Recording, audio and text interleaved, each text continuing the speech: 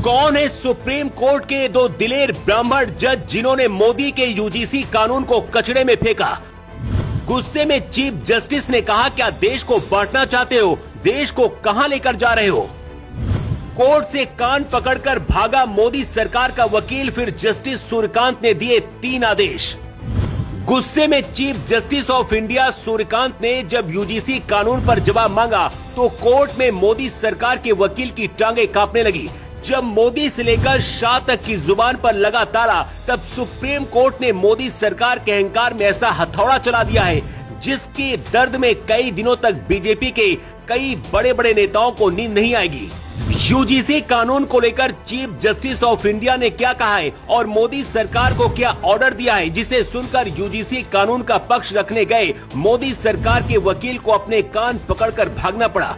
19 मार्च को अब कोर्ट में क्या होगा? यूजीसी कानून हमेशा के लिए खत्म होगा या फिर लौटेगा? सब कुछ आपको बताते हैं, लेकिन पहले आपको सुप्रीम कोर्ट के उन दिलेर जजों के बारे में बताते हैं जिन्होंने मोदी सरकार के यूजीसी कानून को उठाकर कचड़े के डिब्बे में फेंक दिया।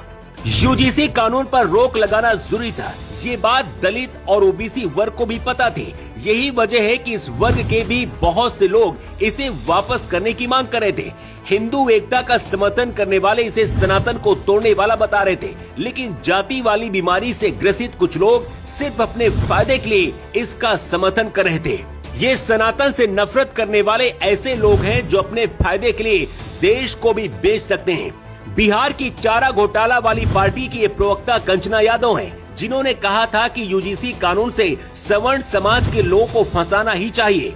इसी सोच पर सुप्रीम कोर्ट ने तमाचा मारा है। लेकिन हैरानी की बात यह है कि यूजीसी कानून पर रोक लगाने वाले जजों पर भी अब सवाल उठाया जा रहा है।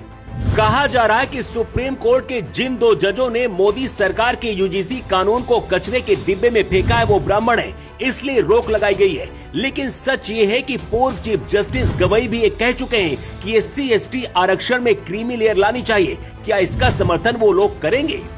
चीफ जस्टिस सूर्यकांत हरियाणा के रहने वाले हैं और ब्राह्मण परिवार से हैं। जस्टिस सूर्यकांत वो दिलेर जज हैं जिनके सामने कोई भी सरकार रही हो, किसी से डरे नहीं और देश के कई बड़े अहम फैसले दे चुके हैं। यूजीसी कानून पर रोक लगाने वाले जस्टिस सूर्यकांत ने ही जम्मू कश्मीर से विशेष दर्जा हटाने के फैसले को बरकरार रखा था। जस्टिस सूर्यकांत ने ही देशद्रोह कानून को अंग्रेजों का बताकर इसे भारत के कानून से हटाने की बात कही थी और रोक लगाई थी।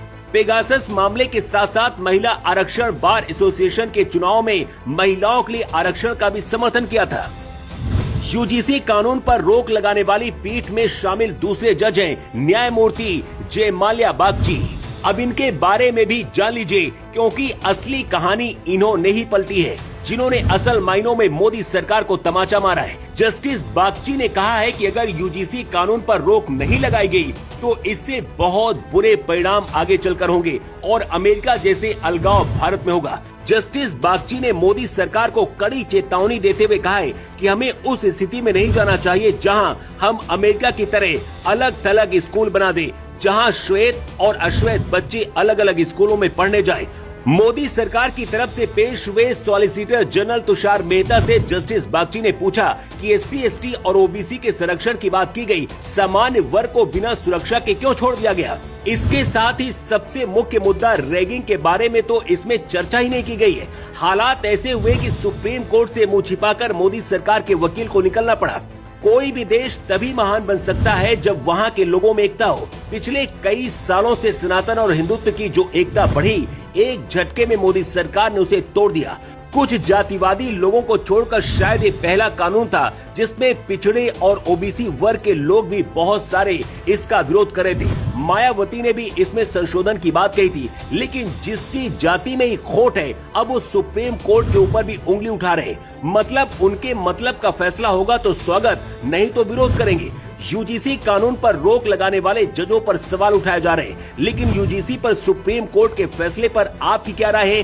कमेंट बॉक्स पर लिखकर जरूर बताएं। Bureau report.